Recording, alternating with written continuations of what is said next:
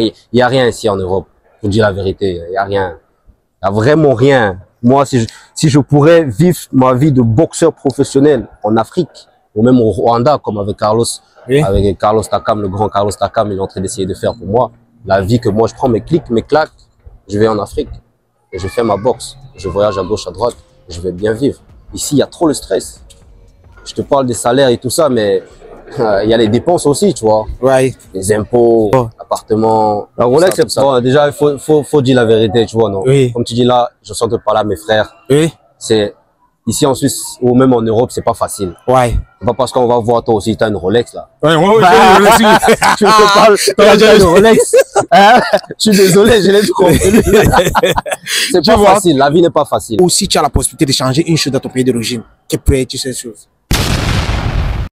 Salut, bienvenue dans la page Diary of an African. Moi, c'est Clovis Tato et aujourd'hui, je suis de retour avec une nouvelle vidéo. Salut frère. Salut mon frérot, la forme. Comment je te porte? Ça va bien, très bien. Frère, est-ce que tu peux te présenter à mes abonnés s'il te plaît? Alors, moi, je m'appelle Christopher Moifo. Je suis d'origine du Cameroun. Je vis en Suisse. Ça fait depuis 15 ans, 14-15 ans que je suis en Suisse en fait.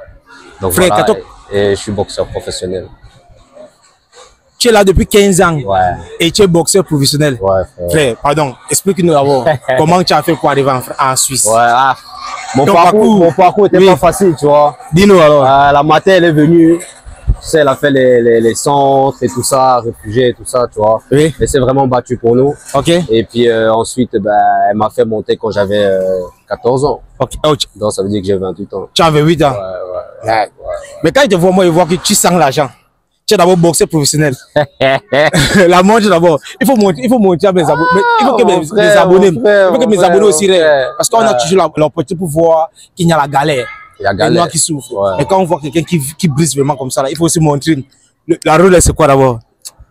La Rolex, bon, déjà, il faut dire la vérité, tu vois, non? Oui. Comme tu dis là, je sens que parler à mes frères. Oui. C'est ici en Suisse ou même en Europe, c'est pas facile. Ouais. C'est pas parce qu'on va voir toi aussi, tu as une Rolex là. Ouais, tu te parles, t'as une Rolex.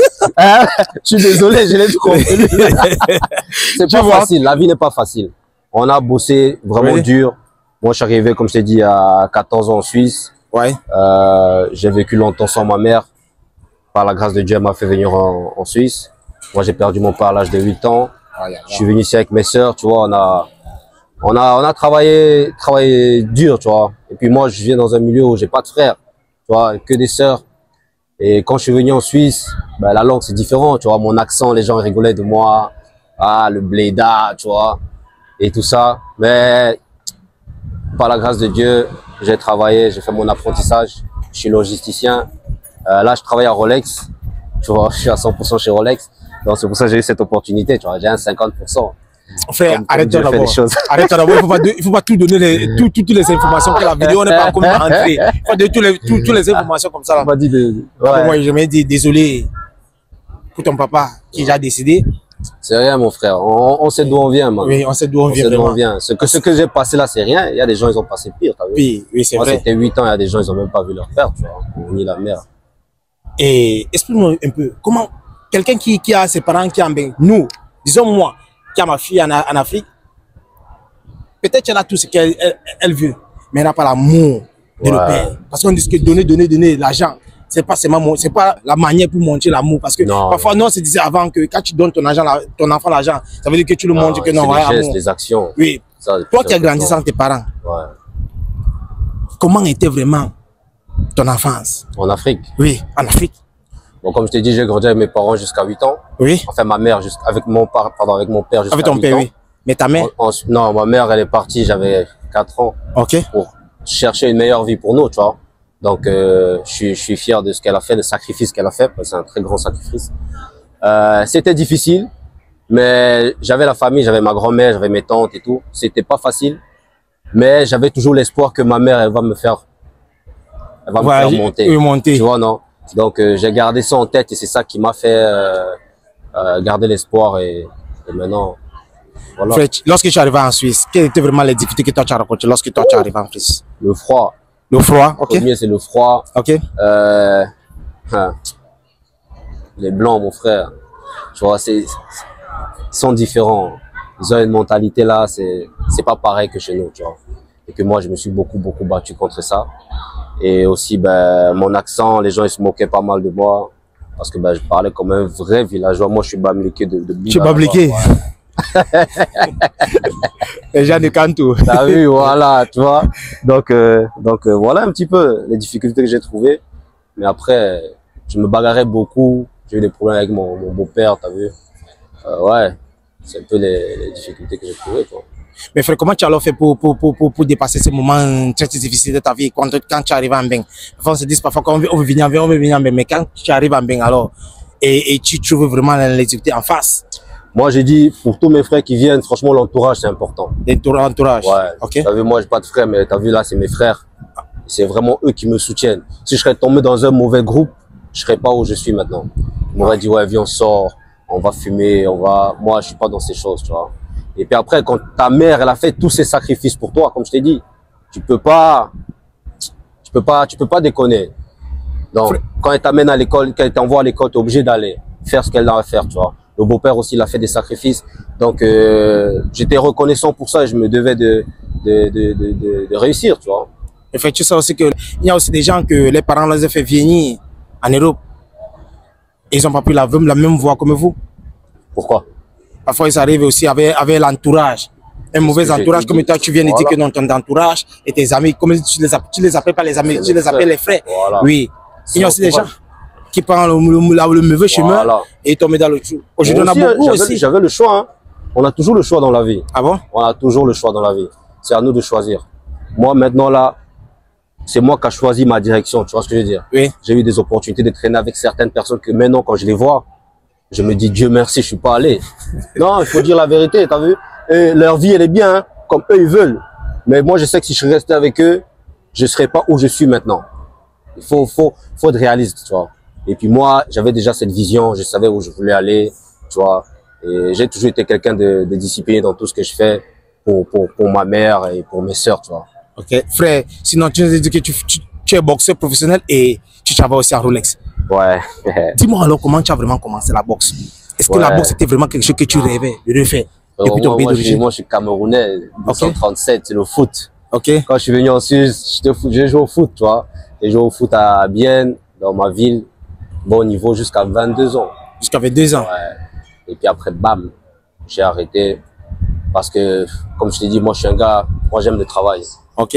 Et quand j'allais au terrain, je voyais les frérots, ils sortaient ou ils s'entraînaient pas à fond parce qu'ils faisaient confiance aux gardiens ou à la défense. Ok. Tu vois, moi, j'aime pas ça. J'ai dit non, il faut un truc où si on perd, c'est moi-même. C'est toi-même. Si je gagne, c'est moi-même. Action personnelle. T'as capté, t'as capté. Donc, j'ai un peu regardé, après, les trucs de tennis, tout ça, les trucs des blancs là, c'est trop cher. Donc, la boxe, c'est pas cher. Oui. Tu vois, non? Tu connais, toi, t'as fait. C'est pas cher. Tu rentres dedans, tu fais ce que t'as à faire. Mais après, pour arriver jusqu'à maintenant, c'est difficile, c'est de l'investissement. Ouais, moi, c'est un peu comme ça que je suis entré dans la Pour moi, ma question pour toi, un jeune Africain qui se trouve en Suisse, qui veut vraiment, qui rêve vraiment d'être un boxeur, avec la pression de l'Afrique, c'est pas juste même la famille, mais tes amis, tes plus proches de l'Afrique, quand ils t'appelaient, envoie-nous l'argent, envoie-nous l'argent. Parce que c'est que lorsque tu es entraîneur, lorsque tu commences à faire la boxe, tu n'as pas les moyens pour travailler. Non, moi, pour mon histoire à moi, c'est que moi je travaille à 100%. Oh, tu travailles à 100%? Ouais. Donc avant que tu veux faire la boxe, tu travailles déjà? Je travaille toujours là, actuellement. Et qu'est-ce que tu faisais alors? Explique-nous. Qu'est-ce que je faisais quand? Qu'est-ce que tu travaillais? Quel était ton métier ou ton travail? Moi j'ai fait logisticien, comme je t'ai dit, j'ai fait mon CFC, ma formation pendant 3 ans. Ok. Après, je suis resté dans la boîte 2 ans. Après, j'ai arrêté. Je me suis concentré pendant 1 année dans la boxe. C'était les débuts. Mais après, en Suisse, il faut travailler. Parce que la boxe, ça paye pas. En amateur, ça paye pas. Oui. J'ai fait amateur, j'ai fait l'équipe suisse. J'ai fait des combats. J'ai fait champion suisse roman. Waouh. J'ai fait des tournois avec l'équipe suisse en international. Mais il faut l'argent. Parce que le bled aussi, ils ont faim. Oui. Tu vois, les médicaments, il faut envoyer tout. Donc, je suis retourné au travail. J'ai postulé, j'ai trouvé Rolex. Maintenant, ça fait 3 ans que je travaille là-bas. Donc, maintenant, je fais les deux. 100%, je m'entraîne chaque soir. Hein. Explique-nous alors, comment on fait pour trouver un travail à Rolex? Là, moi, je parle de Rolex peut-être même Tu vas avoir des problèmes avec cette boîte, man. Non, comment on fait? La marque d'abord porte voilà, valeur. la marque, voilà, exactement. Tu vois, Oui. c'est une marque, en tout cas, beaucoup trop de, comment on dit ça, c'est une marque qui, trop de valeur, et puis, je sais pas comment expliquer. Par exemple, moi, je suis en train de chercher sponsoring avec eux, Oui. mais ça va pas être possible. Tu vois comment? Ah. Tu vois, parce que c'est une marque vraiment, Haute catégorie. ouais, ça touche que des gros sponsors, des gros sponsoring, tu vois. Oui. Moi, comment j'ai fait? Ben, moi, comme je t'ai dit, j'ai un CFC logisticien. Oui. Donc, j'ai un diplôme. Et puis ensuite, ben, je suis entré là en tant qu'opérateur sur machine, tu vois. Oh. Donc là, je fais de la programmation chez Rolex, tout simplement. Et puis, pour trouver du travail en Suisse ou à Rolex, ben, franchement, il faut avoir un bon dossier, il faut être carré, faut savoir ce que tu veux, il faut bien te vendre, quoi. C'est un peu comme dans tout, hein. C'est un peu comme dans tout. Donc ça veut dire que tu es là juste pour vendre. Est-ce Non, que toi, il faut savoir se vendre. se vendre, ok, Ouais, ça se vendre devant les gens. Ouais. Moi, je suis pas vendeur là-bas. Et parfois aussi, les Africains me disent parfois que quand je fais les interviews avec les Africains, est-ce qu'ils peuvent vraiment les demander combien que tu touches par mois ou par an? Et on a vu quelqu'un qui travaille aujourd'hui à Rolex, combien Rolex peut vraiment payer un travail par an. Est-ce que tu comprends? Voilà des questions que les Africains me demandent souvent. Ça dépend de ton poste, hein. On parle du mien. Ouais. Moi, je suis à 5005. 7005. 5005. 5005. Ouais. Par mois. Faisais calcul mental. 5005 par mois. Vous faites ça fois 12. Puis vous avez votre calcul. Plus les 13e, les 12e ou 13e salaire. 13e salaire, ok. Est-ce que toi, tu vas ou quelle est vraiment une parole que toi, tu peux dire à quelqu'un qui rêve de venir en Suisse? Moi, ce que je dis, c'est, moi, c'est mes mots. Même dans le sport, je mets discipline, travail et la foi. T'as vu? Comme on parlait d'entourage et le chemin, il faut avoir la foi. De se dire non, moi je vais pas suivre celui-là. Moi je suis venu avec des gens, des Camerounais, hein. Ils ont fini, ils sont pas où ils veulent être. Parce que nous les Camerounais on est des ambitieux. Tu vois, on veut vraiment atteindre le niveau. Les Bamileke, on aime l'argent, man. Et moi je connais que les Bamileke au Cameroun, tu dis que le Bamileke aime toujours l'argent. Non, on aime trop l'argent. Donc il faut qu'on sache, on doit faire des calculs, comment on va arriver, ma plan, ma calcul, comme on dit. Il faut, tu vois. Donc moi c'est ça, discipline, travail, foi. Même dans la boxe, c'est pareil. Et puis la boxe, c'est difficile, tu vois. Maintenant, à mon niveau là, il y a les sponsoring qu'on doit chercher. Tu vois, mon manager il faut trouver un bon manager, tu vois. Les événements, c'est difficile. Là, mon dernier combat, je me suis fait mal, j'étais au Tadjikistan. Tu vois, en Asie de l'Est, là. Et ouais, c'est dur, hein. Mais là, ton niveau que tu es là maintenant, est-ce que la boxe te paye vraiment? À ton niveau. Maintenant, tu cherches des sponsors, des managers, tout là. Là où tu es là maintenant. Est-ce que ta boxe te paye vraiment? Parce que moi, je vois que tu es vraiment entouré avec des frères. Tu as vraiment un entourage. Je t'ai vu là avec ton entourage. Mon équipe, mon équipe. Quand on te voit, on sait déjà que non, on va ser les stars. Moi, je vous ai vu en distance. Ils savaient que non, là-bas, là où je parle, là, je ne sais pas si on va citer. Mon frère, toi, tu es une star, moi. Mais qu'est-ce que je fais? Qu'est-ce que je fais? J'essaye. Voilà. Nous aussi, qu'est-ce qu'on fait? On essaye, non? Vous essayez. C'est vrai ou c'est pas vrai? C'est vrai. On essaye. C'est vrai. Mais on va réussir. On va réussir, oui. Tu vas réussir. Merci beaucoup. Tu as lancé ton truc, ça a pris, t'as pas lâché, t'as continué. J'ai continué. Mais il y a des gens, ils commencent à faire des choses, ça réussit un peu. Ah, c'est bon, j'ai réussi. Ils arrêtent. Et c'est là qu'il y a beaucoup de frérots à nous, ils vont pas loin. Parce qu'ils pensent qu'ils ont réussi. Où je suis là, j'ai pas réussi. Moi, je dis là, je suis à 15%. 15%. Il est déjà professionnel. Non, il dit qu'il a 15%. Je suis à 15%. Moi, je suis allé boxer en Angleterre. Et je suis allé boxer en Angleterre. J'ai fait 2-3 semaines. C'était un camp. Je fais des camps d'entraînement. Angleterre, Monaco, en France et tout ça, tu vois. Parce qu'il faut bouger. La Suisse, il n'y a pas beaucoup de niveaux. Les niveaux, oui. Il n'y a pas des gars de ma catégorie aussi. Donc, il faut un peu sortir pour chercher des sparring partners, comme on dit, tu vois. Ouais. Donc, quand je vais là-bas, j'ai dit, les gars, moi, je suis professionnel, hein. Et puis, je travaille à 100%. Ils disent, mais, toi, t'es rien. Toi, t'es pas professionnel. Et parce que quand tu es professionnel, comment tu dis encore que tu travailles à 100%? Voilà, exact. Mais quand je monte sur les rings contre eux, ils comprennent que non, lui là, tu vois, s'il travaillait vraiment, hein, s'il faisait pas le travail là, j'allais les tuer seulement dans le ring. Est-ce que tu parles te vendre pour les Africains qui te connaissent pas encore? Parce que moi, je ne connaissais pas qui tu étais. Maintenant, j'ai découvert. Pour les gens qui nous regardent, peut-être les Africains qui me suivent pour partir vraiment te donner la force. Juste pour un liker ou un mot Ouais. peut vraiment te pousser. Est-ce que tu me comprends? Ouais, exactement. Il faut vraiment te vendre devant les frères. En tout cas, moi, je te dis déjà merci à toi pour l'invitation. Non, de rien. Ça fait plaisir de parler aussi, de raconter un peu l'histoire d'un frère qui est venu ici. Moi, le seul truc que je peux dire, c'est aussi, eh ben, moi, j'ai un soutien de Carlos Takam, tu vois. Carlos Takam? Ouais, le boxeur. Là, maintenant, il est en train de me pousser. Là, on a fait un événement au Rwanda.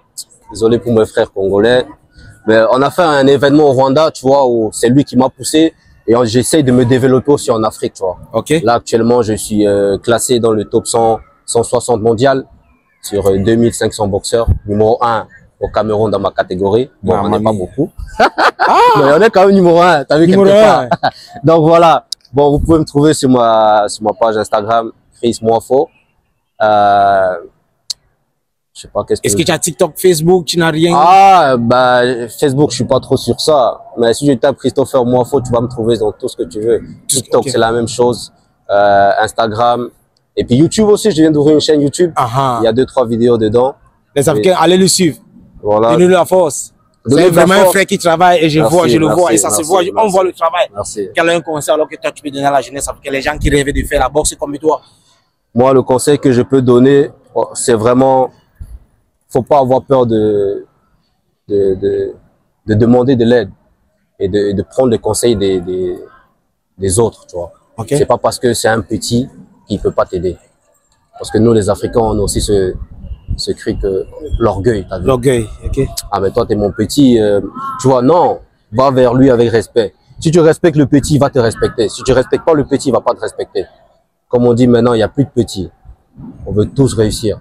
On veut tous. Même le petit qui est là, peut-être il sait plus que toi. Donc, vraiment, le seul truc, c'est laissons l'orgueil de côté.